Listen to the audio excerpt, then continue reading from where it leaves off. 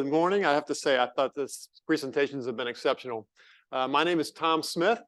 I'm the Executive Director at the American Society of Civil Engineers, and I have the privilege also of serving as Vice Chair of the Consultative Council here at NIBS. It's been a great pleasure to participate in preparing this hearing on this important topic, and I want to thank you all for attending here with us, and thank you for our speakers. ASCE, for those who don't know, we're a professional society. We have about 150,000 members in 177 countries, and we're dedicated to advancing the science and engineering, advancing the civil engineering profession for the public health, safety, and welfare. So we do a lot of work in a lot of the areas that we're talking about here today. I also, in my spare time, in addition to working with NIBS, I serve on the Board of Zoning Appeals in Fairfax County. So some of the zoning issues that we've been talked about this morning, and you're going to hear more about this afternoon, I get involved in on a pretty much weekly basis. And I serve on the National Park Trust, acquiring properties for national parks. So we get involved in a lot of different land use issues there as well. But we're working on a lot of different issues focused on sustainability, focused on resilience, future infrastructure projects. Many folks know ASCE for its infrastructure report card.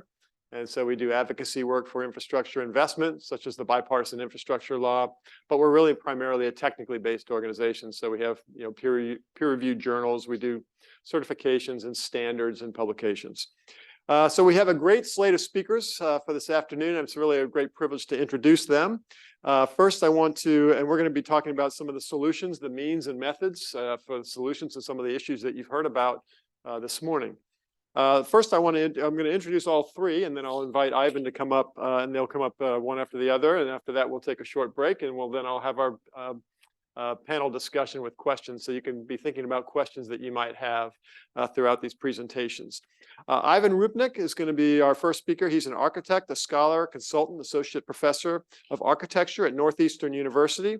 Over the last decade, he has worked on critical research consulting projects related to the global volumetric modular industry, including the 5-in-5 Modular Growth Initiative report for the Modular Building Institute. This was a topic that came up a few times this morning, so I look forward to having further discussions here with Ivan about that. Last year, he helped found ModX, which is a platform for international exchanges related to the volume. Recently, ModX was worked in collaboration with NIBS on the HUD Office of Policy Development and Research, Offsite Construction for Housing Research Roadmap, which introduces key concepts in the offsite construction for housing and identifies key knowledge gaps that, if filled, could unleash the potential of offsite construction to help meet the country's growing housing needs. Ivan's doctoral work at Harvard University has focused on the development of design and project management tools, as well as regulatory frameworks specifically suited for offsite construction. He is a fellow of the Modular Building Institute. Second, I'd like to introduce Yonah Freemark. He's from the Urban Institute. Yonah is a senior research associate in the Metropolitan Housing and Community Policy Center at the Urban Institute. He is the research director of the Land Use Lab at Urban, and his research focuses on the intersection of land use, affordable housing, transportation, and governance. He has published peer-reviewed scholarship in numerous journals, including the Urban Affairs Review, Politics and Society, Housing Policy Debate, and the Journal of the American Planning Association. Previously, Yonah worked for Chicago's Metropolitan Planning Council, and he has written for the New York Times, Next City, and City Lab, among other publications. He holds a master's degree in city planning and transportation, as well as a PhD in urban studies from the Massachusetts Institute of Technology. Our third speaker is Justice Favor. He's a director of strategic partnerships of the Greater New York Laborers, Employers Cooperation and Education Trust, called LACET. Justice focuses on developing and strengthening relationships with developers, contractors, workers, politicians, and community. Justice's primary goal is to increase market share for laborers. Before working at LACET, Justice worked for General Building Laborers Local 79 as an organizer, where he empowered construction workers from the disadvantaged communities to fight for better wages and better working conditions, while encouraging them to strive for a stable career path in the New York City construction industry. Justice started his career in construction as an apprentice for the Laborers Local 79, where he graduated the apprenticeship program and went on to become a shop steward and foreman. Justice has a bachelor's degree in labor studies from SUNY Empire State College and is a graduate of the Cornell University Union Leadership Institute. Many thanks to our panelists for their participation. As mentioned in other sessions, we'll have the opportunity to ask questions, as I mentioned, so please go ahead and be thinking about those as you listen to their presentations. And then without further ado, let me introduce Ivan to the podium and turn it over to him. Thank you.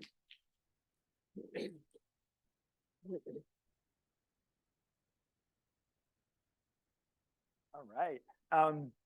Well, it's a real honor to be here discussing a really important topic to everyone in this country and everywhere, housing, affordability. So today I'm going to talk about means and methods, less means and methods of offsite construction as a technology, more means and methods for getting more out of offsite construction. So I'm going to be building on many of the people that have kindly mentioned my name today, and they've all also contributed in different ways to the work I'm going to show. I'm a part of MODEX, which is a group that works on addressing societal changes through the industrialization of construction. My two partners are Ryan Smith, who's also an architect and academic, and Tyler Schmetterer, who is the sound of reason in our group as a builder and an entrepreneur with 20 years of experience making these things happen in practice. So as we've discussed, we have a serious affordability crisis in the US. And the question we get asked a lot is, can offsite construction help with that? I'm going to try to address that. We also have a related undersupply crisis. California, looking at you, #1, although Massachusetts was #1 in lack of affordability. So Tyler Pullen and I can be happy about those things. So undersupply can if not necessarily always affordability, can offsite construction increase housing availability? And then finally, and these are all related. According to the McKinsey report from 2017, US construction, as opposed to all other segments of our economy, has also lost productivity. We flatlined, as we saw in some statistics, but a related question I'm going to address is, can offsite construction help increase housing productivity? So McKinsey, 2017, made some pretty bombastic claims about what manufactured approaches can do, and they produced a confusing diagram that said that certain changes in regulation, contracts, design could improve construction by as much as 60%, but a move to manufacturing style production systems could provide a 10x productivity increase, which is really based, I think, on agriculture, an industry that was really not industrialized, and actually in the 50s and 60s industrialized. So I'm going to come back to this diagram and fix it a little bit at the end, because at MODEX, we have a tough love for offsite construction, and this is just gratuitous. So we'll come back to that. So what I'll talk about today is some of the things that the US has done really well in the past, particularly HUD in the 60s and 70s.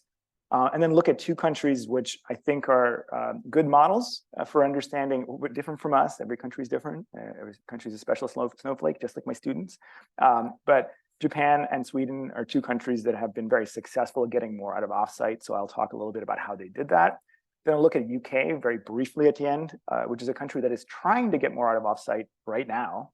Literally, the House of Lords is having very serious conversations and is closer to where we are in our journey. And then I'll come back to actually what now Solomon is calling the Federal Action Plan for Offsite Construction. So it's something we're working on with HUD and NIBS as potential ways forward. So looking back a little bit, we actually had a highly productive housing sector from 46 to 59. Productivity grew steadily, 2%, not 2x, but 2% every year. And it supported adequate supply. So there is a connection in our history. In the mid-60s, productivity stagnated, flatlined, didn't start dropping yet. And then housing affordability began to decline. And what's interesting also, HUD did some calculations about the impact that overall cost of construction had on public dollars spent. So both rent subsidies and subsidies. So as the entire market became more expensive, public dollar impact for those that needed it most became weaker. It's a really interesting point, and we're going to try to develop a tool for that today. So in '68, the Fair Housing Act called on delivery of 26 million homes, including 6 million affordable or subsidized homes in 10 years, not only to meet population demand, but as a tool for lowering cost. So this is something we're not really talking about right now. And in '69, as part of that, HUD Secretary George Romney responded with a program called Operation Breakthrough, designed to break through what he saw as internal and external barriers limiting offsite construction from increasing housing supply. So there was a belief that offsite construction could increase housing supply, and through the increase of housing supply could increase affordability. What happened? So HUD's assessment was that there were internal barriers to the industry, really preventing construction companies to move to an R&D-centric business model that was needed for higher productivity and industrialization. Agriculture was actually listed at the time as a good example, and that there were external barriers that some people have talked about, some of whom are part of this project: a fragmented regulatory framework, prescriptive building codes based on on-site conventions, and a high degree of local authority over the interpretation of that framework. And that entire framework also creates a lack of incentive for overcoming the internal barriers, the shift to R&D, the shift to capital intensive. There's no reason to do this if the framework is set up the way it is. So Operation Breakthrough in phase one tried to identify companies that were already practicing some degree of industrialized construction and to help them in moving to an R&D approach. And so in phase one, they worked with the National Bureau of Standards to create a little bubble of performance specifications to be able to have those systems transform, and then upgraded those systems to be in compliance with local prescriptive codes. In phase two, HUD identified 9 sites to test those external barriers and to also help test those systems in practice on site. And in phase three, there was a plan to then help those companies that had invested in R&D, mostly through private funds, some public funds, to then scale by offering a short-term guaranteed affordable housing pipeline. So phase one was generally successful, although more successful with some companies that were already more industrialized. Surprise, surprise. And there was also foreign companies involved in this, as well as companies coming from outside of construction, GE, Boeing. That was part of Romney's actually goal, was to attract companies that already knew how to work industrially but didn't have experience in construction. Phase two was already less successful. HUD underestimated the barriers of regulatory local jurisdictions. Actually, reading the reports, it sounds very much like today. And it also caused delays and cost overruns. Phase three was unfortunately prematurely cut before it was ever put into place. The funding for scaling was cut at the time when these innovative companies had expanded in people and resources and were caught in the middle of what was at that time the largest global recession, actually the first global recession of 1973-74. And there was a mass extinction event of all of this knowledge and all of this information. So sad story, but positive note, we wouldn't even have the nice things we have without this. So today, 35 states have an industrialized building program they would not have without HUD championship for this type of construction. And that impacts both manufactured housing as well as all of the other forms, modular and panelized, closed panel. And as part of Operation Breakthrough, particularly the demonstration of the effectiveness of a performance code, HUD was able to take an existing offsite industry, the mobile home industry, which was not safe, but which was being used incorrectly as permanent housing, and to upgrade its quality, its safety, and to create a new industry, the manufactured housing industry, which has since delivered 9 million plus units and can boast a 50% savings, direct savings in construction compared to comparable construction. So those are two big impacts of a public program, which was 90 million in 60s dollars, so maybe 300 million, not that much when you compare how much we're spending on electric batteries, for example, which I personally don't need, thank you. So HUD did show that HUD code reframed offsite construction to achieve housing affordability. Yes, moving to a factory also created savings, but we would say, and we're going to use international as examples to show the affordability of housing for HUD code really came from the streamlining. In fact, HUD asked more of the mobile home industry. And then as the stick, and then the carrot was that streamlining of permitting and inspection. So today we have a robust manufactured housing industry with two large players. Clayton and Skyline Champion are 2/3 of the market. We have a consolidated market. One of the things that McKinsey promised in the future for industrialized construction in this sector in the US, we have, thanks to regulatory reform, thanks to a certification of permitting, which takes a technology which has existed for 100 years and makes it perform adequately. On the other hand, we've had some good work by our friends at ICC and NBI to create more consistency outside of the HUD code world, but we still have a very fragmented regulatory framework for the rest of offsite construction. It's better than it was in '68, much better. And I think there's a lot to learn. Some states are doing better than others, but we still have that fragmentation. We still also have internal barriers. We do not have a manufacturing mindset in our industry. So we were fortunate by Chris Herbert, invited to write a paper for a conference at Harvard looking at manufacturing mindset applied to housing. And really, it's the same manufacturing mindset we use to make cars and we use to make phones. It doesn't work the same way, but the principles are the same. And we were able to show in this paper, I'm not going to be able to show it in this presentation, both US companies, small companies that are not scaled, but that are doing quite well, as well as large international companies that use this mindset. The difference is those international companies have a regulatory framework that supports manufactured mindset. We do not yet, at least not at scale. And in fact, sadly, if we look at photos of HUD code, of panelized and volumetric builders that participated in Operation Breakthrough in 1970, many of the basic principles they used and the degree of industrialization looks like Japan and Sweden, which is what I'm going to talk about today. And we have deindustrialized actually since that time. So let's look at Japan, which is the postcard of oversupply based on industrialized construction. So the bluish line is Japan in terms of number of units built per 1,000 inhabitants. The orange line is the US, but I'm just going to walk you through some key moments in what makes Japan work. So in 1950, based on our mortgage subsidy programs, Japan started one for single-family homeowners in the country. But in '64, really based on a goal to increase resiliency, Japan has a lot of earthquakes and a lot of fires. They tied mortgage reduction specifically to factory-built housing because factory-built housing was able to more cost-effectively achieve resiliency. The byproduct of that was it also created a stable pipeline with relatively little public subsidy. And it really started the industry growth. In 1969 to '73, directly influenced by Operation Breakthrough, Japan decided to also help those existing companies get over the hurdle and also bring Toyota, Sekisui, which is a plastics company, into the industry through now not just creating a stable pipeline, but also de-risking a shift to R&D through what they call it the Pilot House program, but it's very similar to Operation Breakthrough, except for it costs a lot less money.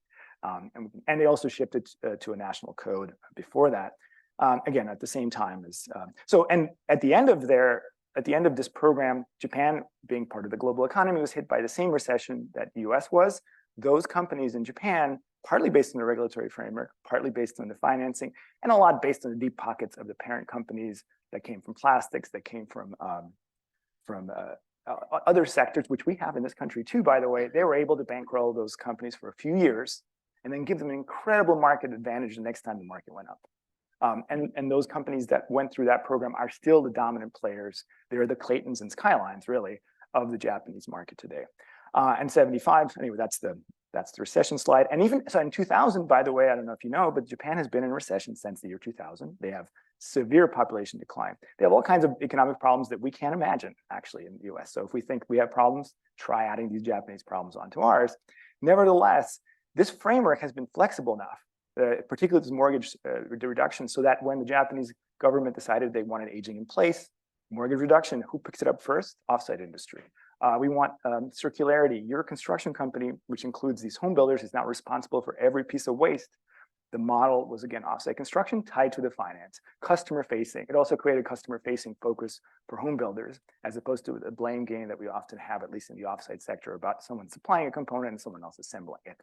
So anyway, Japan has done a good job of oversupplying, and it's being able to produce homes like this. They've been able to balance standardization and customization at scale. So a company can make 14,000 unique homes on scattered sites in a standardized way without telling you that, no, we can't do that with offsite construction. We can. It's possible. Go to Japan. You can see it. Not only that, but they can deliver a home 40 days after the customer signs the dotted line. And that is not only because of the technology, it's because of the regulatory framework. It's because the mortgages are tied to that regulatory framework. Of course, insurance is tied to that regulatory framework. Realtors understand that framework. Offsite construction is assessed at higher value in Japan than conventional construction, not because it's actually better, it is, but because it's better on paper. And the homes are assembled within a matter of hours. Modules move down the assembly line in minutes because they are dry assembled and pre-certified. And really, it's Japan's continually improving regulatory framework that rewards capital-intensive investment in people and technology.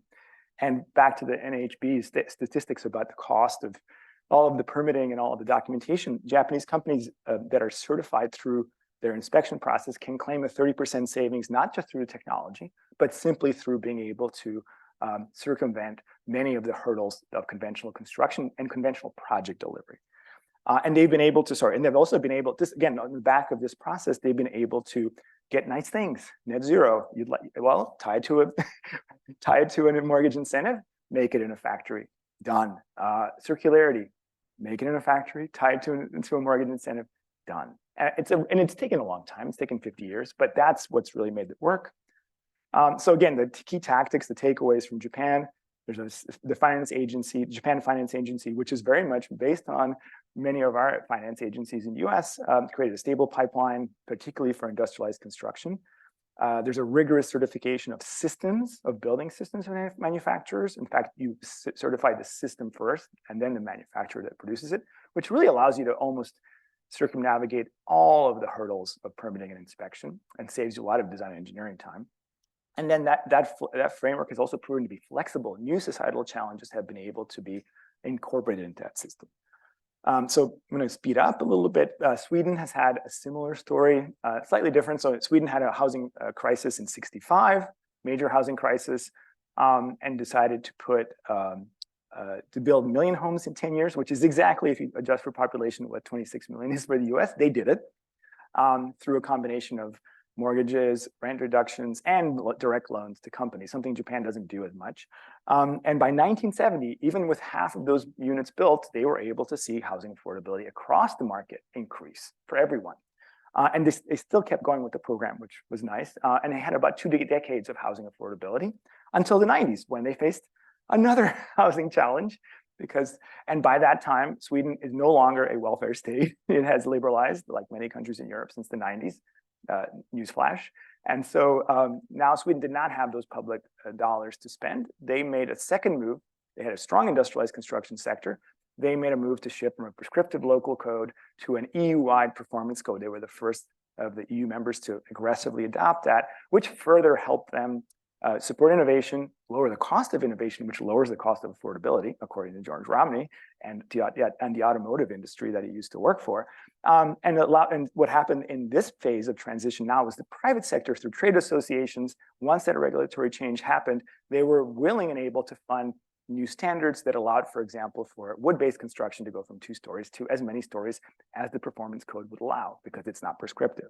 So this is a complicated diagram that I'm not going to go through, but essentially it's moved from more regulation to smarter regulation, regulation that ensures safety, but also ensures affordability and encourages innovation, not as a parallel activity, but as the dominant activity. You can choose to use tables as a conventional builder and get your basic parameters, but you are not disincentivized from innovating and having to get some special parallel system. And that's created nearly 100% dominance in offsite construction in single family, and has continued and has pushed the industry since performance code from single family to expand to multifamily. So already about 20% of multifamily housing is wood-based, and 30% is offsite multifamily.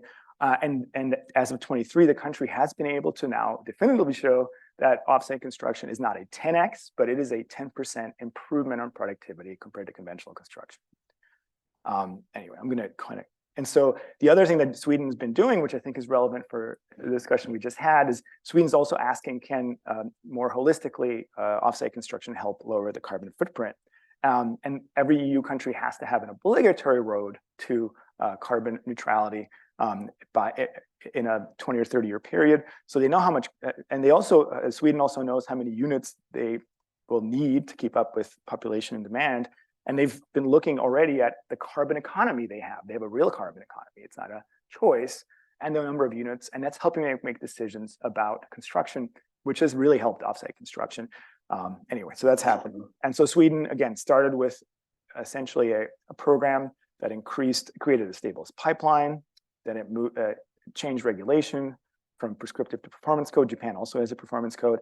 And in this case too, that framework they built is flexible. It can address one societal need today, but it can address another societal need tomorrow. It can create that dialogue between industry and government and all of us.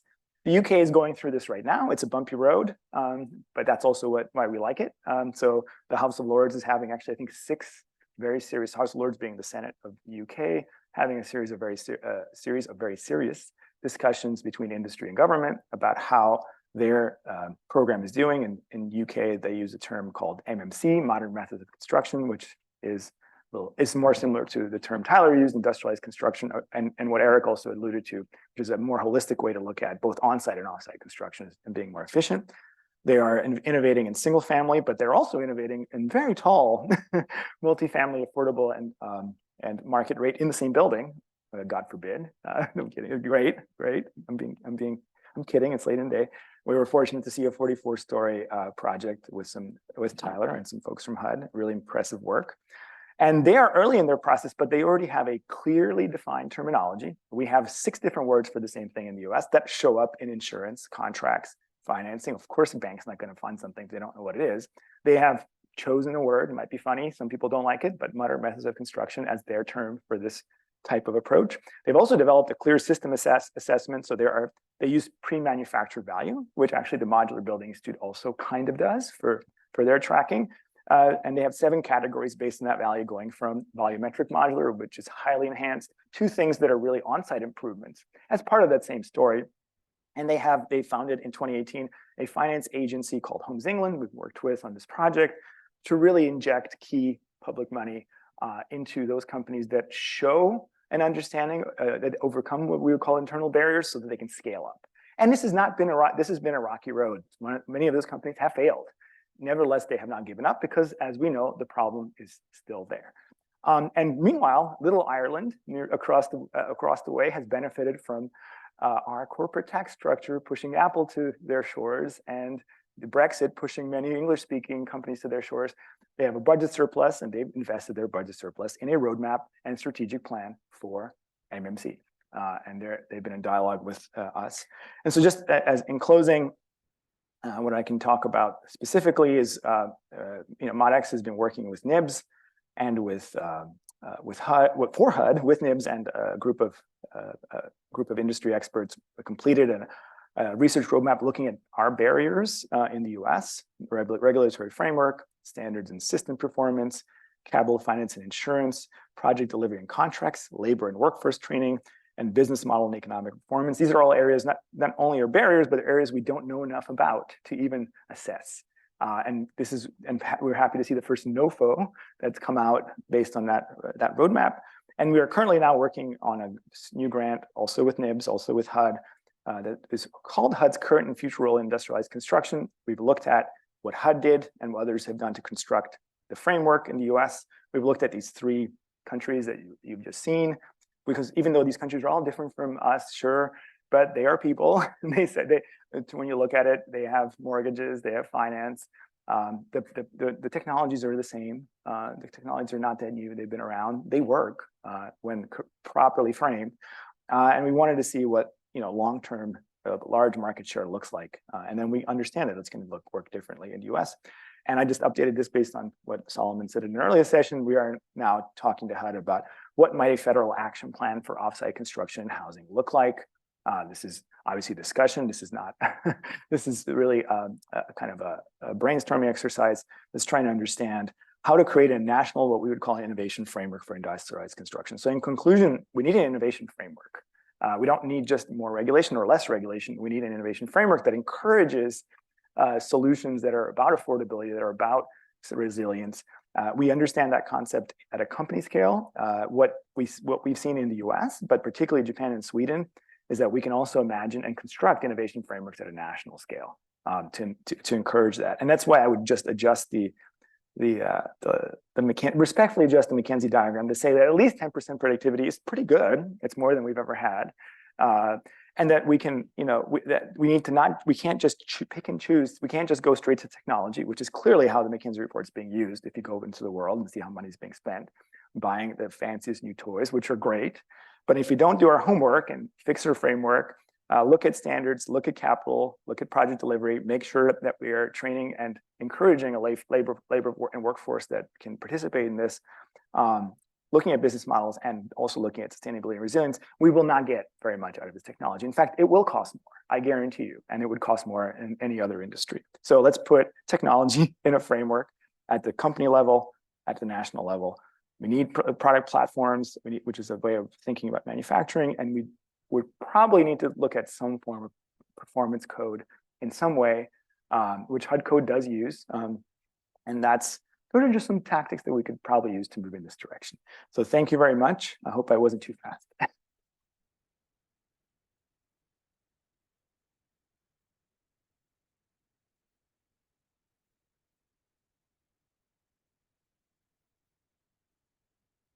Hello, everyone. Hope you're having a great afternoon. I'm really enjoying this presentation so far. Let's see if I can provide you some additional information to add to this conversation. So my name is Yonah Freemark, as was said before. I am a researcher at an organization called the Urban Institute. We are a nonprofit research organization based out of DC that does work across a whole bunch of different domestic policy areas. But the work that I do is primarily related to land use, housing, transportation intersections. So hopefully I can provide some background on this issue of housing affordability in the context of land use policy. So I'll be giving some historical background and then give some ideas about how we can move forward in that direction. So just for a little background, I do want to say that I'm required to point out that the statements that I will say today are mine views and mine alone, not those of the Urban Institute. We do not take policy positions as an organization, just as researchers, just FYI.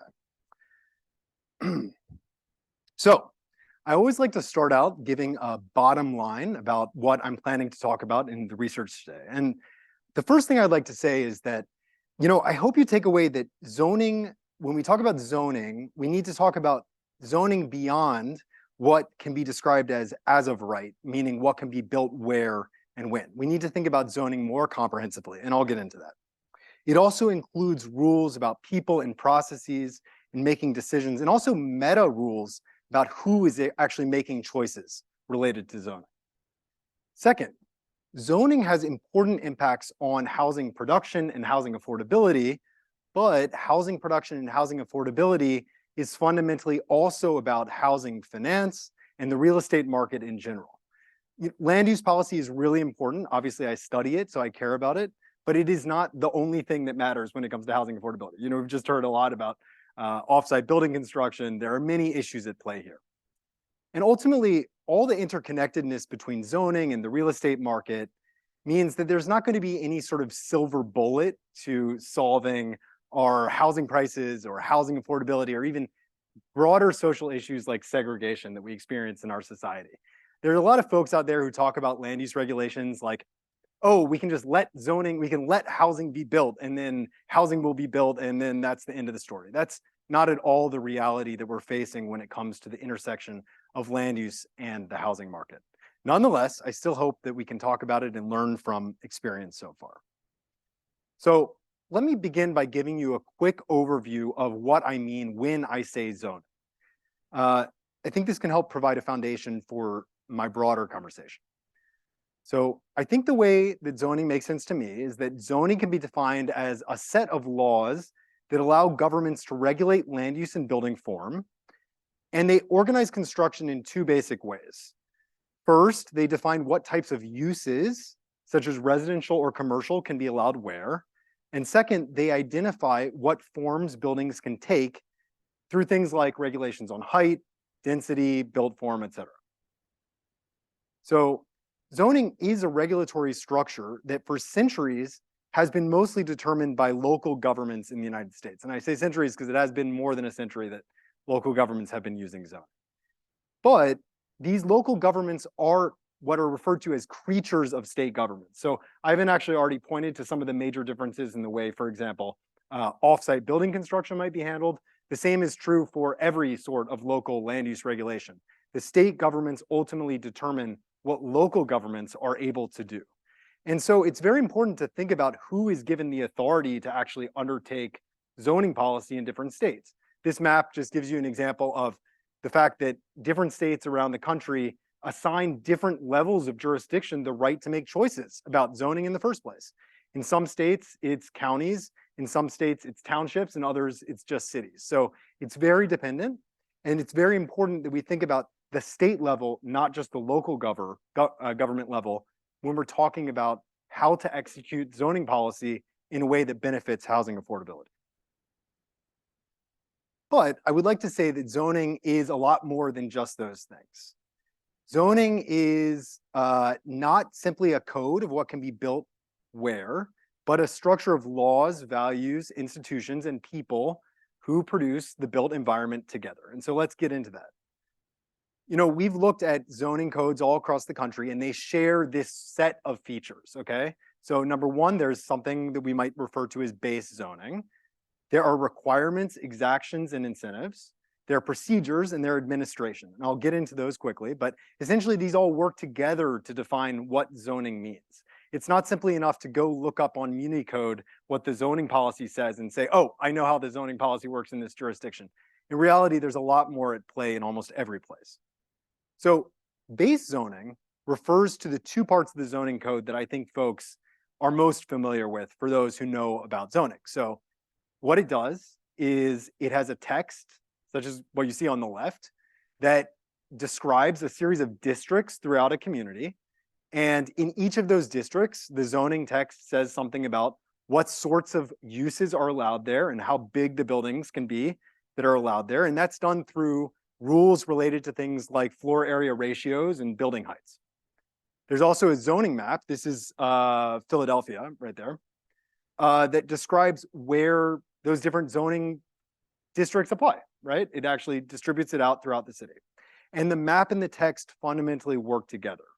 Every part of the community is generally assigned a district unless it's a special district or somehow has some sort of other situation, which we could get into in the conversation if you wanted. But one thing that's worth pointing out is that zoning like this typically applies mostly to new construction or renovations. And this is actually a big issue because in places like Philadelphia that of course are many hundreds of years old, the buildings, a large share of the buildings were built before there was even a zoning code in that community. And so the reality is that in many of our cities throughout the country, the zoning code as it exists today is not the same as the actual built form of that community. And in many cases, the buildings are designed in a way that would be illegal. You cannot actually rebuild them as they are today. So that's something we just need to think about as we're thinking about what is the point of zoning and what value it might bring to the future. Now, in addition to that base zoning, there are what we might refer to as requirements, incentives, and exactions. So these are areas of the zoning code that tip the scales beyond what is just allowed by right and require additional review often. And it adds fuel or friction to certain types of development. So some examples of these types of requirements are things like impact fees, which charge a certain amount of money for new projects that are implemented in a community with the idea that that project is going to cause some harm or some difficulty for that community that needs to be paid for. There are sometimes incentives where local governments provide builders some sort of benefit to undertaking some sort of project that they want to do. There might be affordable housing requirements, also called inclusionary zoning, which are very common in many big cities, that say that you have to include a certain amount of affordable housing as part of any housing project. And there can also be requirements for companion features to buildings, like requirements for parking spaces. This is extremely common in almost every city in the United States. And it can mean things as random as saying, for example, you need 200 car spaces for every aquarium that you have in your community. I mean, it really gets into super in-depth detail. And frankly, the reality is that a lot of those parking minimums are based on outdated or even made up information about the world. So that's what we are dealing with when you have buildings going out of the way. Now, on top of all this is a whole set of procedures that folks at the local government sort of establish that developers have to go through when they're thinking about building a building. So these procedures are designed to allow local officials, both elected and appointed, depending on the situation, to have some engagement in the zoning process. Now, it should be said that these procedures are typically more complicated when a builder is not building as of right, meaning they are doing something that is not allowed on the base district code. And so developers often apply for things like variances or zoning changes when they want to undertake a building. Now, one might say, well, okay, well, maybe that's not super common. So are procedures actually that important when developers could just go out and follow the zoning code? Well, I looked at the 50 largest housing development projects currently underway in the city of Chicago. And what I found was that 42 of them had applied for a zoning change in order to actually build the building. Now, I'm not saying that's a bad thing at all, but it means that these procedures are not just special, they are often the baseline for a huge share of the projects that go on in our communities. So we have to really understand what these procedures entail, how difficult they are, and who's actually making the choices related to those procedures. And the last point I want to bring up is the administration of the zoning. And this is ultimately where people really play an important role. Zoning is not it's not a formula. It's something that folks like Thomas are involved with on a day-to-day basis and essentially make choices about whether a project is meeting the zoning, whether it meets the requirements for a variance or a zoning change, whether it meets the general development plan of a community. And this is just an example that we tried to develop at the Urban Institute to describe the complications of all the different people and subsets of local government who are involved in making choices about local development projects. So you can see there's a state government that often has rules that are related to the local government policy. They inform the comprehensive plan. The comprehensive plan often informs the zoning. Then you have a planning commission, a legislative body like the city council, which ultimately has to make final decisions related to zoning policy. You have a board of zoning appeals. You often, I mean, in New York City, you have borough-based groups. You have official community organizations that make choices. Here in DC, you have an elected ANC that makes advisory choices about buildings. So frankly, the zoning process is this super complicated enterprise that we have to think about as the compilation of the thoughts of many, many individuals who are engaged. So local zoning is far more than a map that can be illustrated easily on the page of a newspaper, but rather a super complicated set of people working through zoning, procedures, administration, requirements, all set within state and federal regulations, then subject to the real estate market, and of course, our society at large. And I did want to end by pointing out that zoning is a reflection of our society because we don't make these rules about zoning out of nowhere. They reflect what we as a society have decided is okay, or the people in power in our society have decided is okay. And that is both positive and negative. In some ways, it suggests that this is the product of a democratic society, and that's good. In some ways, if the zoning is resulting in bad outcomes like inadequate housing construction, maybe that means something has gone wrong as part of this process, especially if the people involved in this process are not reflective of our society, as I will show in just a minute. So how do we get to this situation? I'm now going to do a very quick history of zoning because why not? I think it's really important that we understand how we ended up with this crazy situation with local land use regulations. So I want to start out by saying that in the United States, we have this concept called zoning, which is used by almost every community, not every community, but almost every community. And this concept of zoning is ultimately about the public sector, the government in some way, making choices about how we want our communities to develop, what we want our communities to look like, right? That's ultimately what it is. And in that way, zoning is actually not a new concept. It has existed since the birth of civilization in many ways. We've had Roman colonies in Algeria from 100 CE that were clearly laid out with an urban design. It's not the same sort of zoning we use today, but it is certainly a form of government decision-making about how we want our communities to look and enforcement of that requirement on the people who live in that community.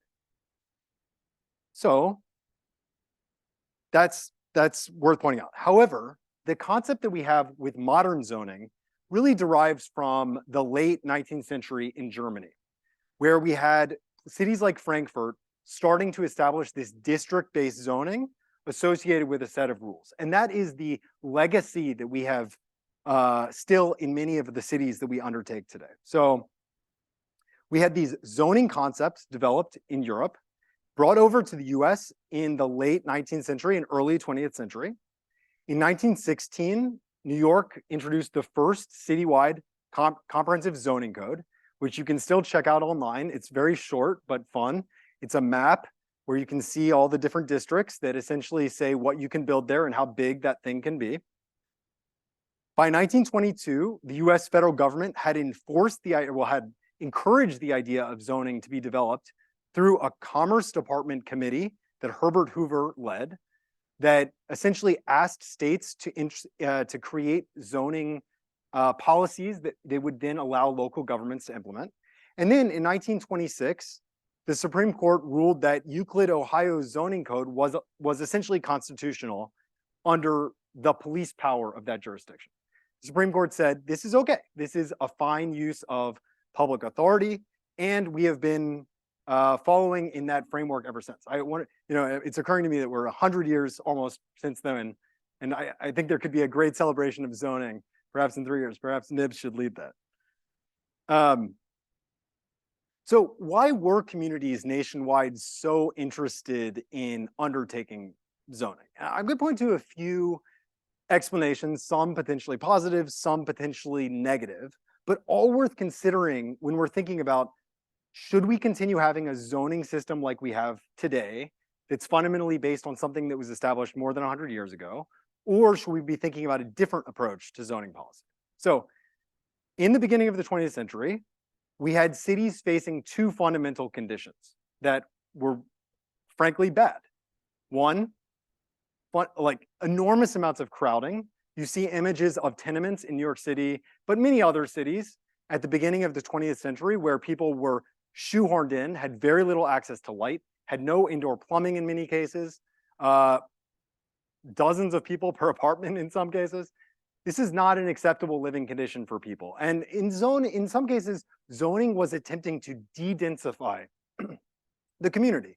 And one of the reasons why we often say, oh, zoning is preventing people from building big, is that it's building off this legacy of saying, actually, it's problematic to have this many people living in the same space. Now, I think this should raise alarm bells to everyone and ask, are people still really living in tenements today?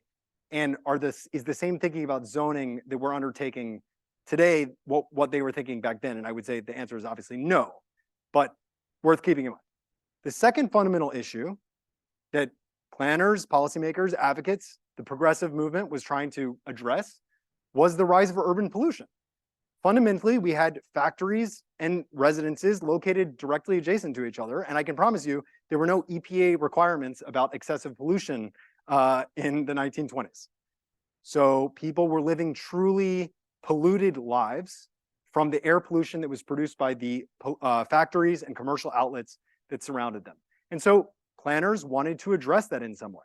So what you end up with is a zoning policy fundamentally based on de-densification and separation of uses. You want to make sure that people are living in less dense environments where they're further away from noxious uses like factory. Now, unfortunately, these two, I would say, reasonable explanations for the foundation of zoning were not the only explanations for the foundation of zoning. And it is worth pointing out that much of the support for zoning in the beginning of the 20th century was founded on racist and classist motivations. So some of the earliest examples of that were actually from California as anti-Chinese sentiments. So this is a racist anti-Chinese sort of poster that was put up in San Francisco. And these campaigns for zoning in many of these places in California were essentially built around the idea that you needed to prevent Chinese people from infiltrating the white districts, right? And the way they did this was through use zoning. They said, we don't want laundries in our neighborhoods, not because the laundries were particularly bad for the people around them, but because most of the laundries were run by folks of Chinese descent. This is obviously a racist policy and concerning. Now, it is true that the Supreme Court ruled in 1886 that anti-laundry laws were unconstitutional. However, many of the justifications that local governments continued to use to promote policy were based on racist and classist views about how people should live. Nowhere was that more clear than in the rise of single-family zoning. You can find plenty of evidence that local communities all across the United States implemented single-family zoning because of the idea that folks who lived in apartments, i.e.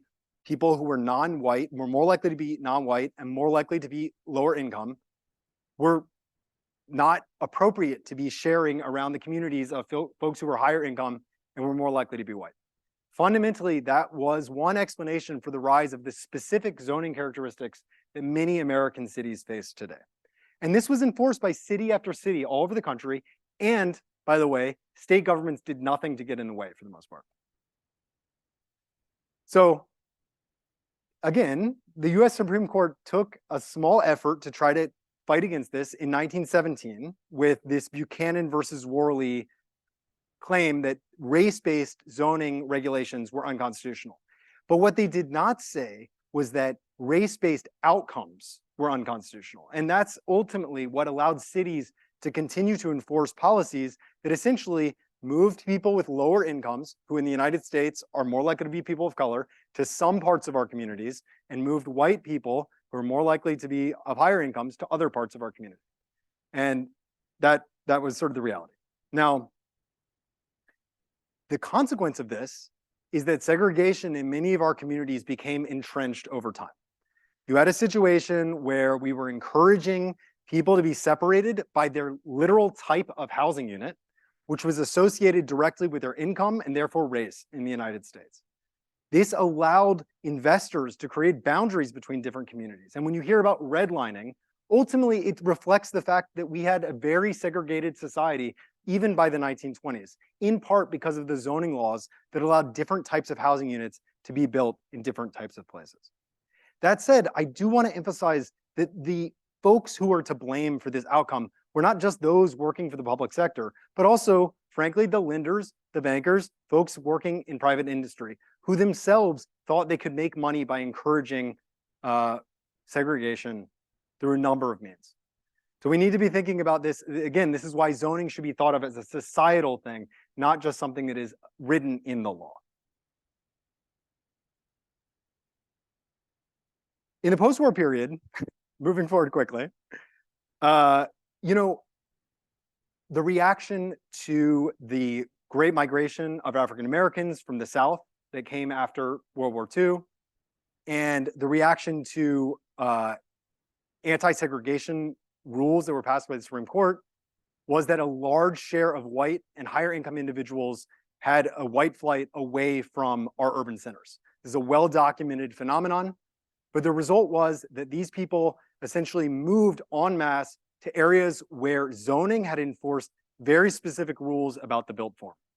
When you think about white flight, I think we typically think of it as a demographic thing, but we also need to think about it as a zoning thing. Ultimately, the whiter and higher income individuals chose or were encouraged through a variety of means to move to areas with lower density zoning. And those areas became the areas with higher levels of exclusivity, higher amounts of ability to raise money for public services. And that ultimately deprived funding and resources to our central city communities. This is a form of classist and racist exclusion that is present in our society today still. And you can even see it in the single-family zoning ordinances that remain in effect in a number of communities throughout our country. So these are maps of Washington, D.C. and Sandy Springs, Georgia. Sandy Springs is a suburb of Atlanta. And in pink, you can see the areas that are zoned for single-family only uses. Now, if you know anything about Washington, D.C., you will know very clearly that the area on the northwest portion of the city, all that area that's pink still today, is disproportionately higher income and white. This is not a random fact, but rather the result of zoning mixed with societal and real estate outcomes. You can see the same thing in many different suburbs all throughout our country. So today we face this current situation in many different cities. I think there's been some movement forward, but before I get to what we can do to deal with that, I do want to point out some of the consequences of the zoning situation that we have. So we know that many local zoning policies were implemented for racist and classist reasons. And it's true that American society has fortunately moved on in many ways. But we still live in cities that are faced with the geographical spatial environment produced by zoning that reinforces classist outcomes. And by the way, that reduces the amount of housing construction we have. And this is fundamentally an issue because if the communities where you can only build single family homes are also the areas where you have the most real estate demand and the most interest from developers, you're going to have a fundamental problem in your market where you have developers who want to invest in certain areas and who want to bring people access to opportunity in those places, which are often closer to jobs, but they are unable to do so in many cases because they simply cannot because of the zoning code that has restricted you from building anything but single family homes. But this is not just single family homes. This applies to a whole set of different zoning requirements that we put onto the outcomes. So let's think about these single family home requirements. By nature of saying that you can only build these single family homes in a place, you are essentially saying we cannot build more in this community, and we're going to encourage these communities to become more exclusive over time because people essentially are competing over the right to live in these very exclusive places where there are no other options to live. And this is why in many of our cities, we actually have single family home districts that are quite expensive, that also have the best schools, best funded schools in some cases, often are the most likely to be white, often have the highest incomes in their community. And those are also the places where it's the least affordable to live in. And it's very difficult to deal with that because you can't build anything else than single family homes in those communities. Those areas exacerbate segregation as a result. They also increase car use because of the distance between different activities in those types of communities. And they simply just make life more difficult for folks who want to live in a different type of dwelling environment. Not everyone wants to live in a single family home. Why is it that we have huge sections of our communities where that's the only dwelling environment allowed for people? And indeed, we have graphical evidence that communities that are most exclusive, the communities that have highest incomes, that are most likely to be white, use single family zoning still as a tool to maintain that exclusivity. So at the Urban Institute, we did a study looking at 8 different very exclusionary cities throughout the United States. And we found that their rates of the use of single family zoning were much higher than those of their central cities or of comparable cities elsewhere in their metropolitan area that were more integrated and had a broader diversity of folks who were living in those areas. We also know that, frankly, the folks who are making the choices to maintain the existing zoning situation, the one that prevents much housing construction from happening, are being influenced by folks in those communities in a way that is disproportionately unfair to those outcomes.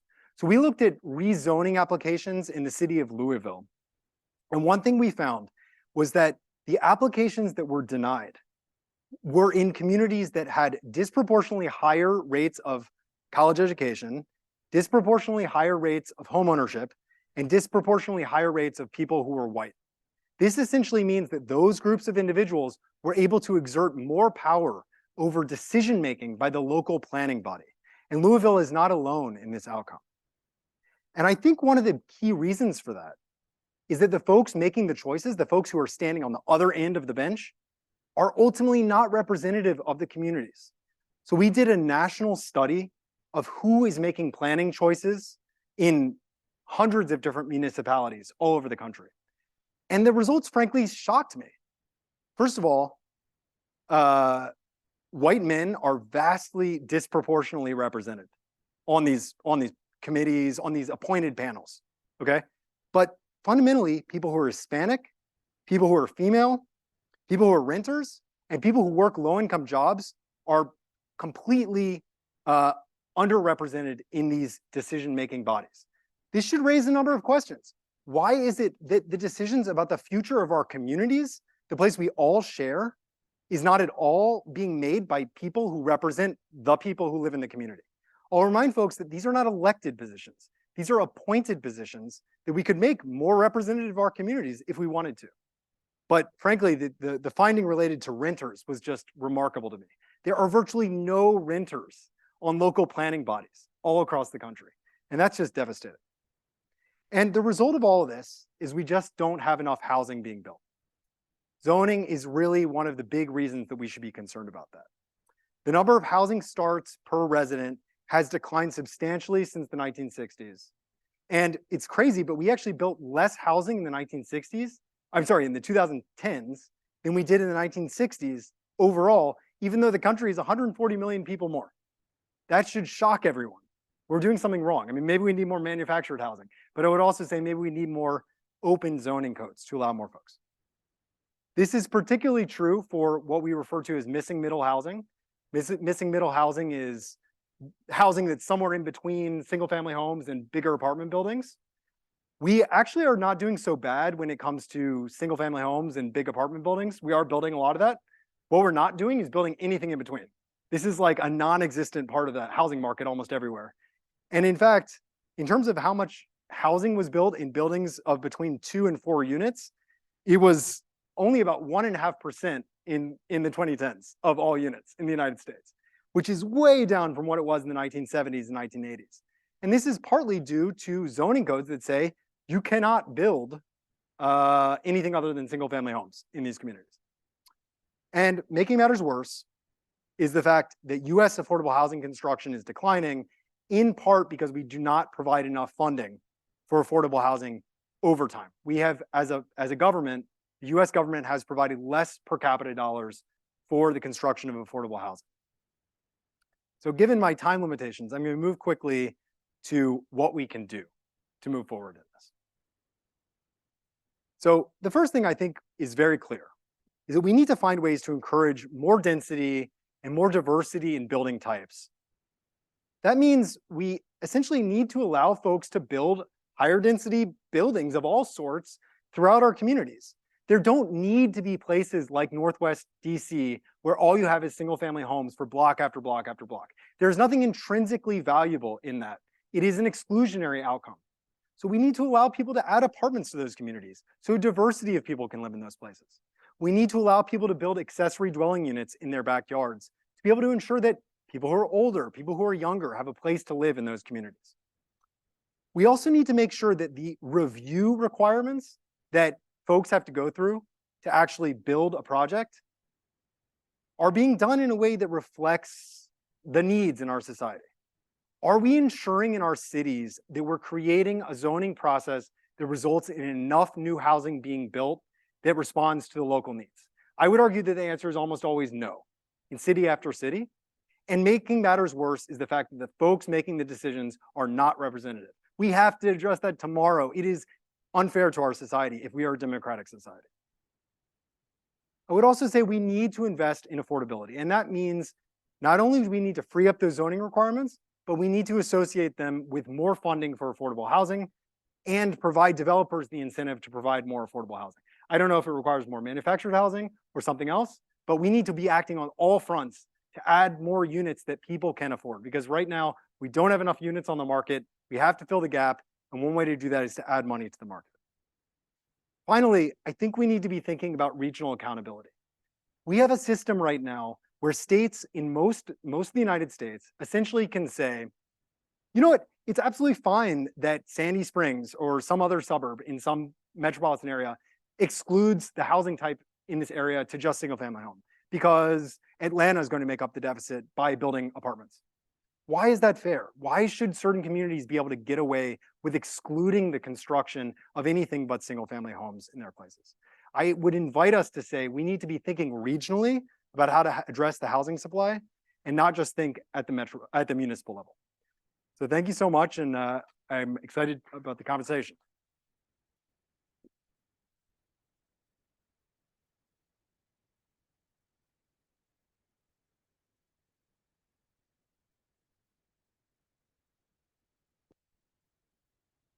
Great presentation. Good afternoon, everyone. Again, my name is Justice Favor. I just want to highlight that I represent Labor's International Union in North America, which is headquarters here. I'm sorry, there we go. Okay. Which headquarters out of Washington, D.C. Although I'm based in New York City from Local 79, which is a labor union in New York City. So my disclaimer that I'm gonna throw out there, speaking specifically, is relegated to New York City specifically. So I want to make sure I throw that out ahead of time. So oftentimes discourse around affordable housing, labor is constantly missing from the discourse, right? We talk about how do we, fix a system that's imperfect or bad or whatever we want to say, but I take a position while labor is also missing from the table in that discourse. So today, what I'm going to second my commitment, or rather my expertise, or what I'm going to bring to the table, is talk about labor, the workforce, folks that are often missing from the discourse, again, around affordable housing, around community, around the social construct, around many, conversations that's happened. And we believe, all labor has dignity. Give me 1 second. So workforce, I want to touch on, right? Apprenticeship. I'm a product of the apprenticeship. I graduated the apprenticeship program, which in my specific local required 4,000 on-the-job hours with 400 classroom hours. Then you journey out. One of the other ways to get the workforce is through pre-apprenticeship programs. And some of the pre-apprenticeship programs, and we're going to speak specifically about P2A. P2A stands for Pathway to Apprenticeship. And each pre-apprenticeship program has its own nuance, rather its own niche. P2A specifically was birthed out of the laborers and is geared to, target specific individuals that are coming from low income backgrounds, disenfranchised backgrounds, and folks that are justice impacted. And I'm gonna use the term new for justice impact for contextual purposes only, right? That is a workforce that is often new workforce that's being exploited in the construction industry. Then we have new that we affiliate with, which stands for non-traditional employment for women. That's a pathway to help women integrate into the construction careers. Construction skills, which is a high school pre-apprenticeship program. It targets high schoolers that are unsure which direction they actually want to go, giving them access to the trades. Helmets to Hard Hat, it's for our veteran brothers and sisters that return home, and is a pathway for them to actually get into the union. Rebuilding Together, which is also another pre-apprenticeship program that targets low-income folks. And NYCHA Reese. So I don't know if many of you know about it. NYCHA in New York City is the largest public housing in the world, right? They service over 700 residents that live in NYCHA. I'm a product of that. I'm born and raised in public housing myself. So what happens is a lot of work is happening on these NYCHA development, whether they being privatized to developers to quote unquote free up money for, construction costs that they are cash strapped. And the work is prevailing wage, which has David Bacon attached to it. But oftentimes what happened in the past, residents in this community and these developments weren't working on these projects. So, coming into these developments, doing construction, building these projects, repairing these projects, restoring the project, and the residents there weren't able to actually get an opportunity to work on these projects, which is problematic. Forward Connect is another community-based organization that actually works with low income and folks that are in the city. So what we do is we enrich these relationships with all these pre-apprenticeship programs. This is a pool that we tap in to actually get our workforce from. And as I mentioned, a lot of these folks are non-traditional. We also do outreach to non-union workers as well that are looking for a pathway into the trades and body shops. So the term body shops was coined from a labor broker services that were acting underground, and they just was providing laborers, specifically reentry and immigrant workers on these projects, and they were working under extreme harsh conditions. And this frame was birthed out of some of the work that we've done, and we was able to find this is the way that they labeled the workers that came on these sites. The reentry population is important in New York City. So what we do, we specifically partner with local government officials, the parole board, we doing hearings there, because there are an influx of reentry population are working on construction sites. And some people will ask why. Because you don't have to check a box to work construction, right? When you think about when you go into your home, you say most of the time you're concerned with someone doing the job. And even when they say they don't have day in the box in New York City, we know that when folks still have to do a background check to actually do a work. So although you're not checking off that you don't have a conviction of a criminal past, but when a background check come back, that's happened. So in construction, there's none of that, right? Unless you're working specifically on a job that requires everyone to be cleared and get SWAT cleared on a high-level governmental job, then that's that. So what happens is a lot of these workers are being pushed to work in an industry that obviously they need work, but predators are out there, right, that are actually targeting the reentry population as well as the immigrant population, targeting these folks. And we believe as laborers, we're the vanguard of an industry where we say, look, all labor has dignity, workers should be organized, they should be working, making a livable wage. As well as so the immigrant population, undocumented population, the same thing, right, was happening, right? It's a constant problem, it's the same thing that's happening, and folks deserve to make a livable wage. We do public housing outreach as well. We educate the members that work in NYCHA, that live in NYCHA, educate them on career opportunities to have a pathway to the middle class. Historically, when Yonah was speaking, a lot of things that he was mentioning resonated with me specifically because I am the affordable housing guy that deal with developers in New York City specifically, where we had zero market share, and because of the relationships I've been able to cultivate and develop, we are in that world. And the misnomer that you can't build affordable in Union is a lie, right? And we've been able to shatter that. But when I think about the individuals that are being exploited on these projects, because oftentimes the projects that are happening in low income, underserved communities. This is where these developments is being built at. It's just a fact. And oftentimes the people that live in this community, most of the time, don't even have an opportunity to actually work on these sites. Just go back for a second, sorry. Sorry, real quick, my apologies. No, I'm sorry.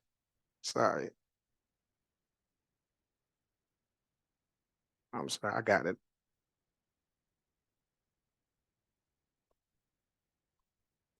So these are our coalition. These are some of our, okay.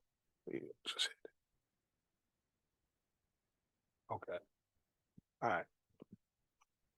So we have an array of coalitions that work with us in New York City.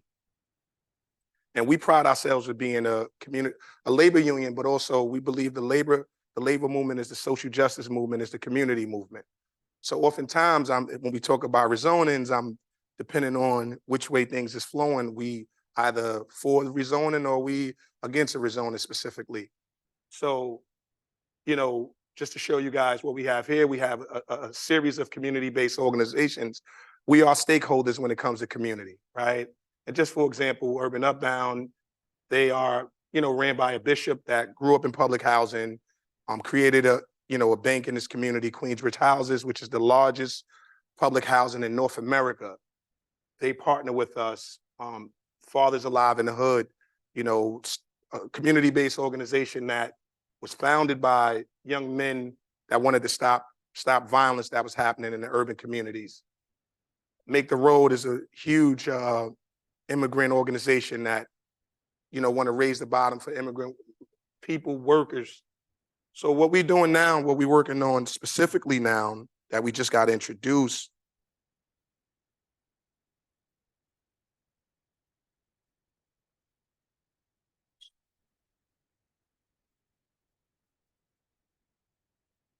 is Construction Justice, NYC. Ending the exploitative and unjust treatment of disenfranchised. God, I'm sorry. Yeah, thank you. Yeah. Thank you so much. Construction Justice NYC. We just got an intro number last week, and what we're demanding is ending the exploitative and unjust treatment of disenfranchised construction workers. Construction Justice NYC is a grassroots coalition of labor unions, community-based organizations committed to ending the exploitation and unjust treatment of New Yorkers and employed in the construction industry. So what's happening now in the affordable housing world specifically, developers been able to operate without any wage requirement whatsoever, right? So, and having, plausible deniability that I like to say where their subs are not paying a livable wage. So what's happening, and just to give you guys a visual of it, currently the minimum wage in New York City is $15 an hour. And the exploitative wage that they are paying these workers are $16 an hour, $17 an hour. And this is what's happening. And it's targeted specifically, again, to a community, to a demographic of people that oftentimes don't have a voice or don't believe they have a voice, or coming from hardships, whether it's the immigrant status or their background in terms of being justice impacted. Construction Justice is a grassroots coalition of labor unions. We're committed to ending the exploitation and unjust treatment of New Yorkers employed in the construction industry. Criminalization of Black and brown justice impacted immigrant communities have led to an ever-growing labor pool of vulnerable, disadvantaged, and discriminated against workers. Today, we are moving closer to changing this reality and ensuring no construction worker is treated as disposable or a burden to our society. We build this city, and we should be able to work in this city. So again, we have discourse around affordable housing, around construction, around zoning, around the necessary need to have more affordability, more homes. But again, what about the labor? Right? We can't replace one exploited system for another, right? So if we find a mechanism to uproot something we know that is flawed in terms of housing, because we're in a housing crisis now, but is it at the expense of exploiting the labor that's going to do the work? These employers have immense power over justice-affected workers, effectively suppressing wages and safety standards. Justice-affected workers are treated as disposable and a burden to taxpayers. But there's a great economic disadvantage for communities when these workers are connected with quality construction careers. I'm a laborer, and what the laborers union has done, has created a stable career for many laborers that is treated like a gig economy. So when you think about folks that are looking to actually a pathway truly to the middle class, when I pride myself and I use myself, and I'm not an anomaly, I'm just an example, a testimony on what a livable wage can do and what a career could do. Born and raised in public housing, many impediments that existed before me, many struggles that my family have faced, but I've been able to rise above all of that, right? With this career that I have as a laborer, as having that. And when we show that when we show that this is possible, we'll be able to eradicate this cycle of poverty that's being perpetuated. And again, this is coerced labor that is happening. Ambitious community hire goals, raising workers' wages and ensuring employers' paid benefits should be standards practiced on city finance projects. And today, we're going to celebrate a step closer to that. So when these projects are constructed or coming about, right, you have situations where zip codes, where this project is happening at, it's being required that you hire locally from these zip codes, which we consider our primary targets. And then you have secondary targets. And then you have a commitment to women hours of work, not about women that are being hired, hours that are being worked. And we have to not, as a community, we have to highlight this. We have to not ignore labor. We cannot ignore labor when it's being talked about in the local hire. So Local 79 specifically, we represent over 10,000 members. Over 86% are women and people of color. Over 85% live in New York City. So what developers have seen, have envisioned us as being a partner and been able to understand our commitment to local hire, our commitment to uplifting marginalized group of laborers. There's no work shortage in New York City, right? There's no worker shortage. Oftentimes we hear the conversations about worker shortage. There's no worker shortage. But what we have is there's no shortage of exploitation either. And it's a constant. So, you know, my position today, and I'll be clearly to yield my time, but when we talk about these conversations, please do not miss labor. Please continue to have labor a part of this conversation, because we can continue to solve other problems, but not at the expense of others. Thank you.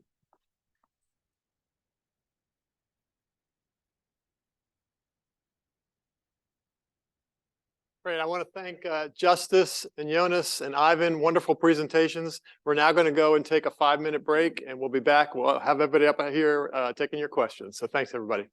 Okay, if we could get everybody's attention. Greetings, everybody, and thank you for rejoining us here as we're getting towards the last on our last panel and our last opportunity for discussion.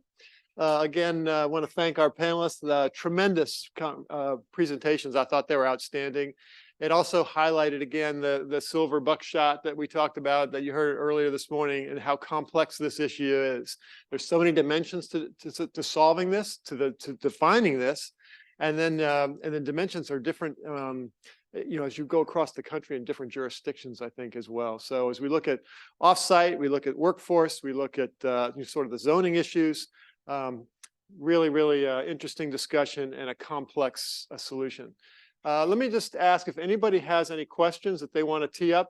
If you could start heading over to the microphones, I'd sure appreciate it. We'll get your questions here before the panel as soon as possible. So let me start off. You know, I'm Jonas. I'll start with you just on the zoning side. Just because I've run into a lot of these zoning issues that you were just describing in Fairfax County. There's been a real movement to relax, push the pendulum back the other direction and try to relax some of these zoning restrictions while also preserving some of the protections. And people don't want to live next to a gas station, for example.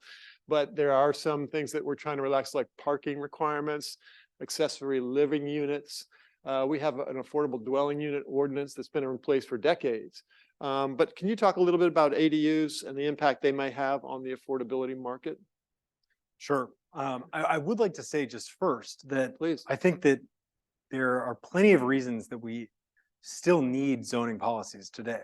I hope that my presentation didn't suggest otherwise. And in fact, I think you have a great example of that. From an environmental justice perspective, zoning can play a great role in preventing people from being exposed to the exact types of pollutants that folks were afraid of 100 years ago. So we don't want people being exposed to fumes from pollution of a variety of sorts. And so hopefully we can find ways to use our zoning codes to address that. Absolutely. And the car-centric pieces of our zoning, like the climate Yes. change issues. I mean, we've driven that problem, and we can solve that problem through zoning in many ways too. Absolutely. But in terms of accessory dwelling units, this is an area of potential great opportunity through cities throughout the United States. And the idea of accessory dwelling units is you either add a unit sort of within your existing, often single family home, though it could be a multi-unit building, or you can build a granny flat in the backyard if it's a single family home. And accessory dwelling units have proven to be extremely popular in the right conditions. So if you look at Portland, Seattle, and the state of California, they freed up requirements for accessory dwelling units, allowed them to be built very easily. And essentially, I mean, in many cases, they're actually prefabricated, I believe. And the result has been tens of thousands of permits in the state of California, hundreds of permits in Portland and Seattle. And I think there's a great opportunity in a lot of our single family neighborhoods. So if you think about in the Washington region, I would assume that in Fairfax County, there are many opportunities there. Certainly a lot of Northwest DC. There are huge lots where you could imagine 1 or 2 or 3 accessory dwelling units on a single lot. So I think there's a huge opportunity there to bring housing in pretty quickly with little effort through those requirements. Yeah, fairly quick solution. Those in Fairfax County, many of those used to come before the Board of Zoning Appeals. Now that's an administrative process to further enable that. And I think we're seeing a lot more for accessory dwelling units. We call them now accessory living units in Fairfax County. Great, thank you. Ivan, could I ask you, you talked a little bit about Japan and Scandinavia and the UK. Can we point to successful state or local government programs or policies that have helped to foster the offsite industry locally? Well, I talked about HUD code, which is the most successful affordable housing program in the world in terms of number of units and cost. The issue is that it did not align intentionally with finance or zoning, which was an Achilles heel built in probably very intentionally. If we want to speak more openly in the 70s about certain decisions that people should live in single family and not live in multifamily, that are things in the 70s that are left over from all the things that Yonah talked about, which are still written into our policy. So we have a good example of what works and what we build in as an Achilles heel. But today we have great examples. For example, the city of Minneapolis eliminated exclusionary zoning, and then had a problem, which was that builders really didn't know what to do with that opportunity. So a group of activists, a Construction Revolution group headed by Mary Tingerthal, and a new offsite company provided public housing, multifamily public housing, units that were the size of starter homes, 1,500 square feet, that we don't even have on the market. So there's a great alignment. We have the pieces. We need more knowledge and education. The reason that we show Sweden, Japan, and the UK was just to show folks that you can do this at scale. But in the US, it's happening all over. We're not supporting it. We're not making the structural changes to make that scale. So I was going to go to Justice next to talk about workforce, but let me ask you, is there a difference in safety? Because you look at so many safety issues on construction sites, of course, and that's just I mean, the number of deaths and injuries is just horrendous, and it's one of these things where it's constantly we're trying to study this and educate and learn from. And so, what about the difference when you go off-site versus on-site? Yeah, so I mean, safety is one of the key aspects why the workforce in Sweden, the workforce in Japan is much more diverse than ours. Even when we do build an offsite in the US, we still tend to bring conventional construction into the factory, partly because we bring inspectors from the site into the factory. They have certain expectations.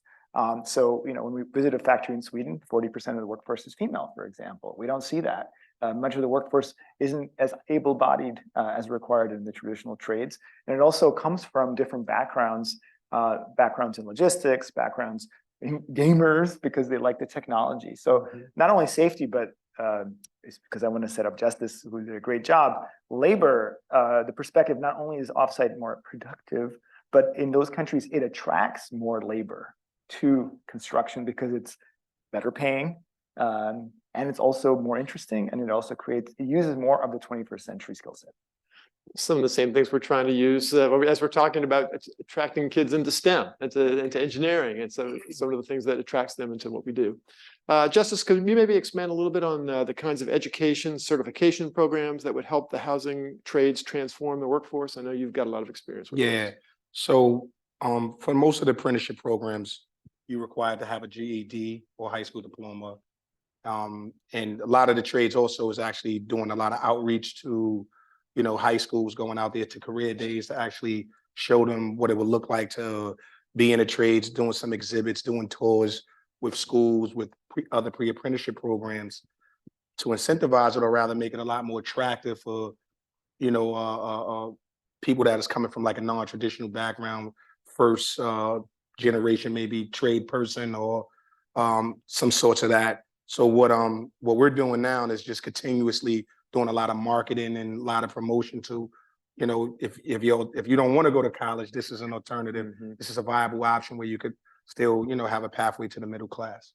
So who creates and monitors these programs? So they regulate it under our apprenticeship program. It's under the unions, but it's also as an independent government. But that's also governed by the Department of Labor as well. Okay. New York State Department of Labor. So what happens is every often, maybe once, twice a year, they do like an apprenticeship recruitment. DOL basically say like, hey, this is the set requirements. This is when we're looking to do a recruitment, and they are connected with the training fund. I can't help but be really impressed with the diversity component that y'all had tremendous success there, success that we'd love to be able to duplicate in the engineering profession, and of course on the zoning boards that Yonah was referencing. So what I will say is this, right? I mean, listen, labor doesn't have a pretty past, right? The history of labor haven't been inclusive to people of color and women. It's just what it is. It's documented. My undergrad is in labor studies.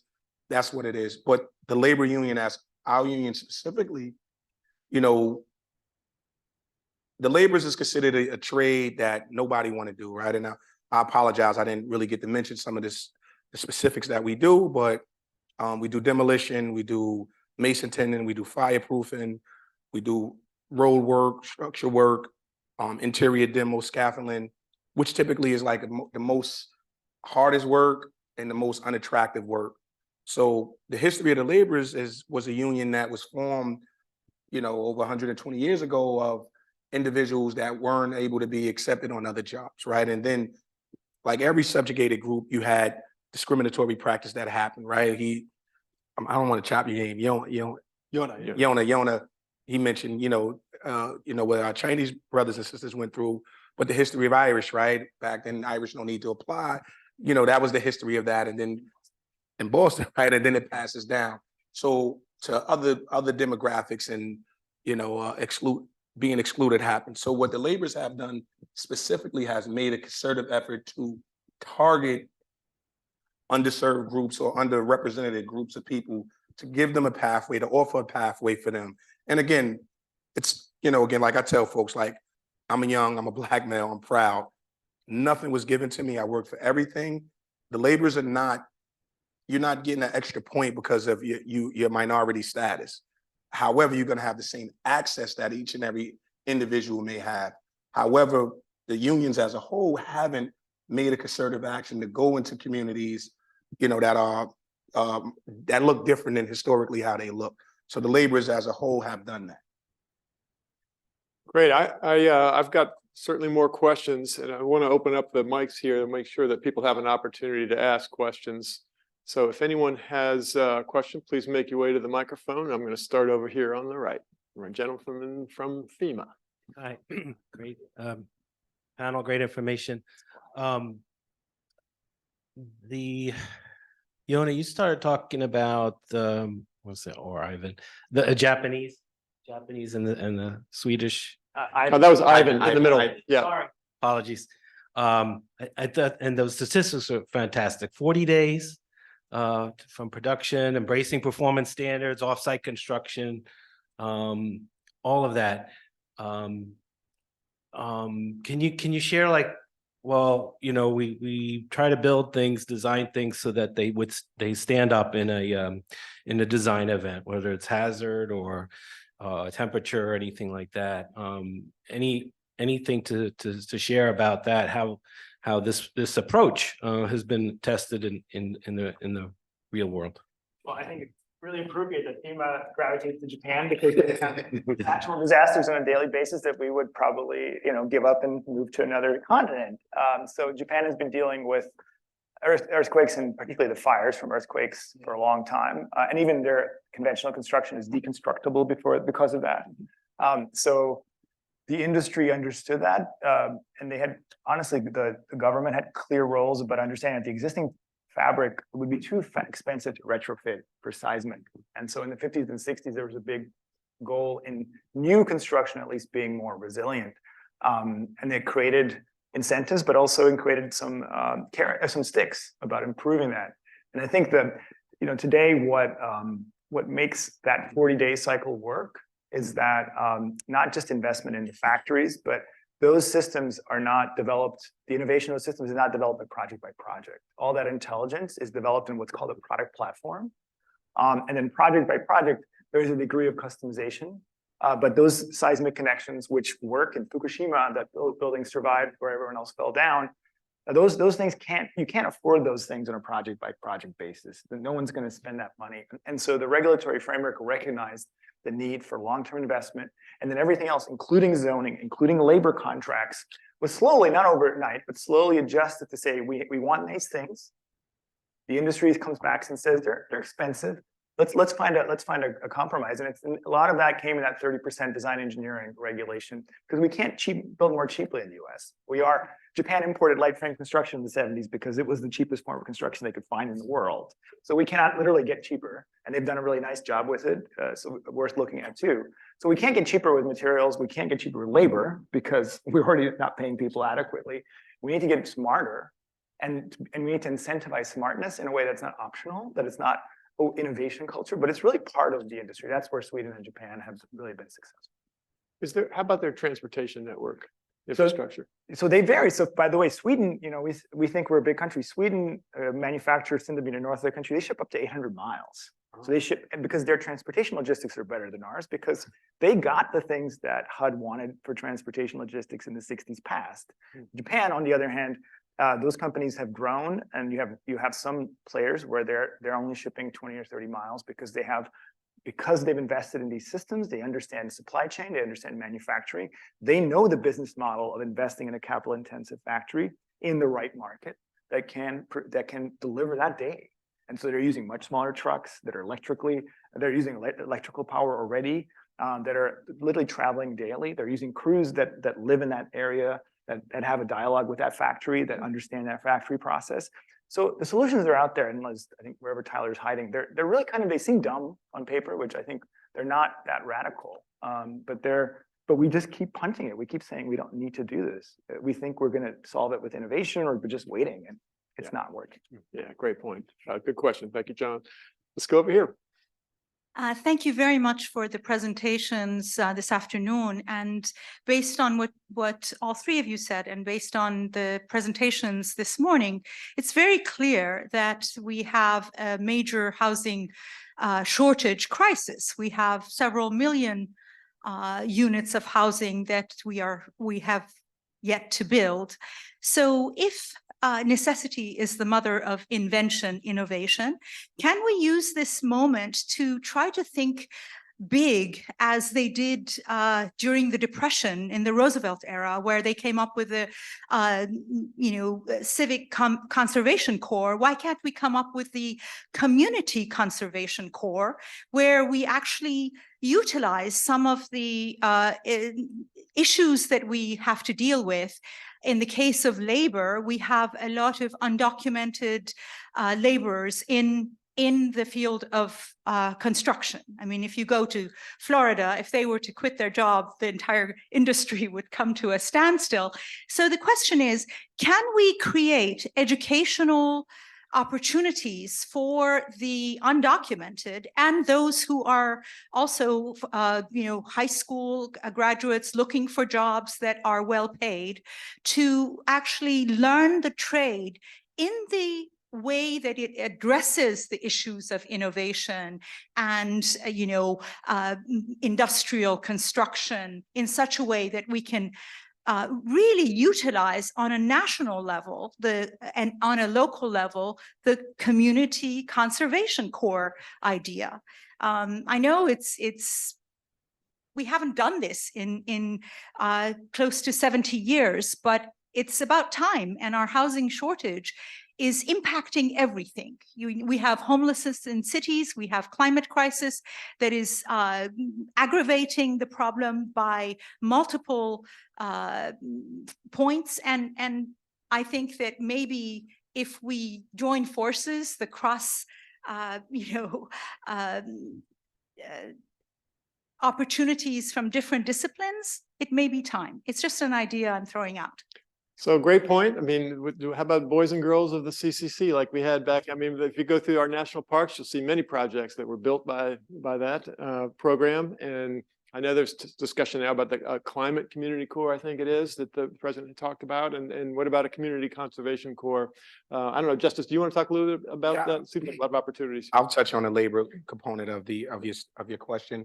So specifically, again, to New York City, one immigration status does not prevent them from joining the union, right? We don't ask no questions whether they are undocumented or documented. They can join our union, and we have organized them. We have a robust outreach program that targets specifically to the immigrant population, because they are, the one of the most exploited workforce.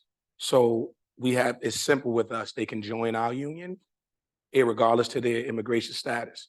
Now, one would say, how are they able to do that, right? If they don't have a status. So you can join a union. So what happens is you will be dispatched to a job if said job. And some employers, right? Some may require them to have their IEN number, Social Security. And if not, and there's a series of those, and I'm speaking specifically to New York City. And then there's a series of those that do not ask or do not care about their immigration status, right?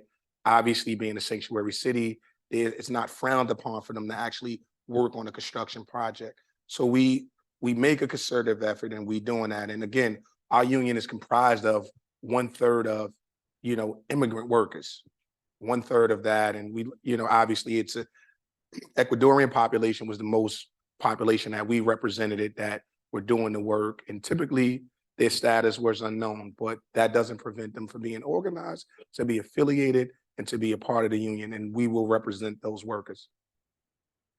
And I just want to add on the other part to what Yonah said. What I believe is difficult, you have a lot of, because of these zoning laws and specific to the suburban areas and certain areas that are preventing, where you look at New York City, it's just nowhere else to build, right? It's very dense. But the suburbs like a Long Island or something, like a Jersey, where they have the land space to actually build, then you go to the discriminatory practices that is on the books, that because of those zoning laws and because of folks that have the power, that is going to prevent, those buildings being built. Great points. Ivan or Yonah, anything you want to add to that? I would just, I think that's right. I would add that one of the challenge we face right now is that we have a very difficult financing market for housing. And so even if I wanted to say, okay, you can build as much housing as you want, our interest rates are so high that developers don't want to find, or it's very difficult to acquire the financing to make a housing project work right now. The question in my mind is, can we fill the gap? Can governments identify mechanisms to provide lower interest rates, loans to projects that can help achieve this vision that you've laid out of massive housing construction everywhere with good labor? I think I don't have a clear answer to that, but I do know that the federal government recently announced that you'll be able to use these loans from the DOT called TIFIA and RIF which were designed for transportation projects, but you'll be able to use these loans, which offer low interest rates, for housing projects near transit. And in my view, this is an incredible opportunity to provide the financing for the sorts of projects that you're describing. Without that, we're going to run into a huge construction deficit. I mean, any problem you see now about millions of units that we need to fulfill our construction gap is going to get worse over the next 3 years, unless we find some real mechanisms to fill the gap. Great, thank you. Let's take another question over here. One question I have is how are they educating over in Japan and the other areas? And also I wanted to point out that there are a lot of builders out here now that are on their multifamilies or even their housing. They're actually building multifamily for the labor force to be able to live as they work, which will in turn give them equity to be able to go out onto their own on that.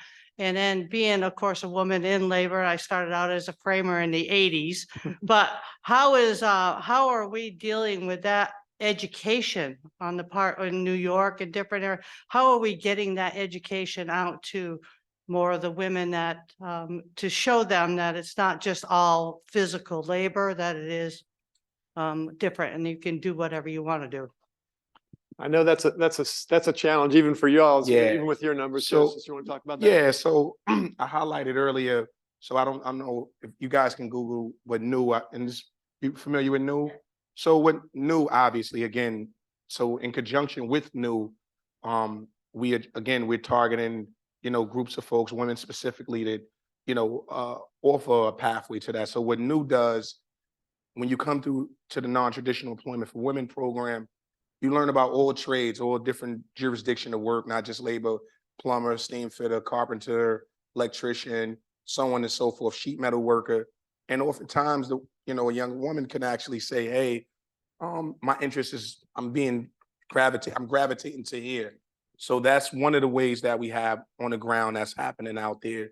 It's, trade talk is coming back into the schools. That conversation about having a skill set, having a trade is coming back into the school. It's a lot more prevalent. Obviously, the cost of just college and just those that option. So a lot more alternatives is being talked about a lot more. It's being percolated a lot more.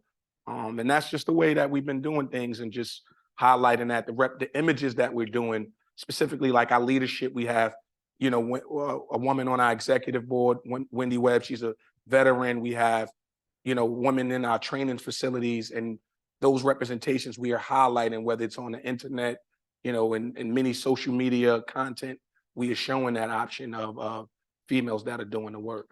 What was the percentage of women though in your membership? We have about 8% in our union. So I'll say, that's indicative of, in the civil engineering profession, it's about 14%. And so that's something we really struggle with. And we've made some progress. I mean, our board of direction for the American Society of Civil Engineers, 11 out of 18 are women this coming year. 2 of our 3 presidential officers are women. So you see there's a lot of women in leadership roles.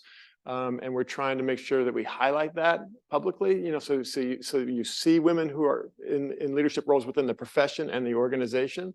But there's a lot of training we're also doing because of things like unconscious bias and harassment. We had a keynote on that at our convention just a couple of weeks ago. We're doing an awful lot of training on that upcoming. We have a Members of Society Advancing an Inclusive Culture, which is a committee that focuses on diversity, equity, inclusion, and justice issues and accessibility issues. So it's something where you got to just try to drive that into a culture, because there are some culture issues that have to be addressed. And I know that's just in engineering, but also, throughout construction. I mean, that's one of the things that I think we all have to work together to overcome. Europe and they're are you doing similar? The same way that HUD proposed in the 60s, Okay. which is to say that, unfortunately, or unions, the way they're structured in construction is based on on-site construction. Division of labor is based on the sequence of construction. So George Romney, coming from automotive, proposed multi-trade agreements that said we can do organized labor, but we need a different kind of labor contract. That's exactly what Sweden's been doing. So Sweden does have organized labor in factories, but it's a different logic so they have a multi-trade union for forestry products, but that covers that.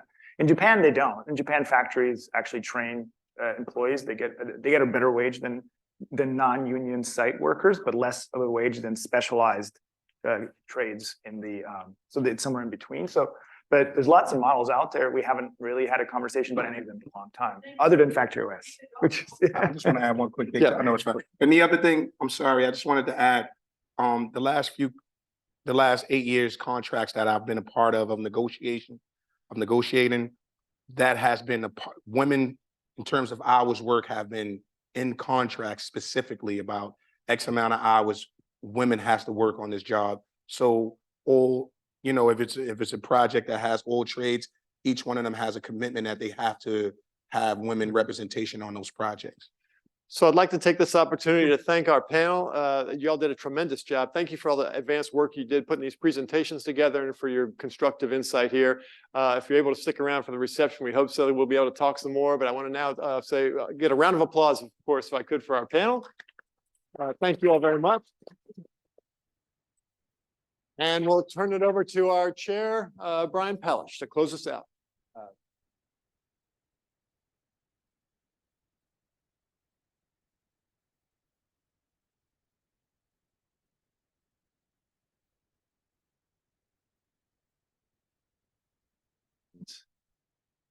All right. I'm just going to talk for 2 seconds. That concludes today's hearing. I want to extend a very special thanks to everyone who's here, the panelists that came and presented some tremendous information, the moderators who helped us guide the conversations, and everyone who was able to join us via Zoom and obviously here in person at the National Press Club. Our goal, as always, has been to come together as an industry and examine and discuss the housing affordability crisis from the perspective of the building industry. We've heard a lot of great discussions today. Both NIBS and the Consultative Council have a lot to digest as we prepare for our final report. Thank you again. And to my right, to your left is where the reception is. Thank you all very much again. And thanks again to the panelists.